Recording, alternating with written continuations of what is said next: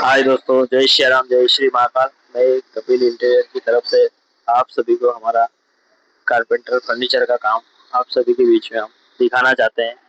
आपसे विनम्र निवेदन है कि हमारे काम को लाइक, फॉलो, सब्सक्राइब कीजिए। ये हमारा मेन काउंटर है जो हमने गोले आकार देके फ्लेक्सिबल सीट के साथ इसको हमने बनाया है।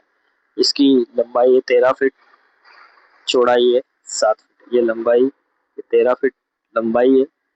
इसकी हाइट हमने जो नॉर्मली चलती है उसके हिसाब से हमने इसके हाइट का मेजरमेंट किया है। और ये हमारा काम चल रहा है।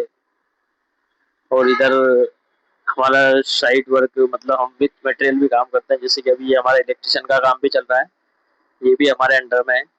ये हम जीरी पाइप अभी चालू कर दिया है। इधर हमने इस वाली दुकान में चेंजिंग रूम ठोक रहा है। जैसे कि ये महावीर स्पोर्ट की दुकान बन रही है, तो इसमें क्या है, चेंजिंग रूम का भी वो दे रखते हैं।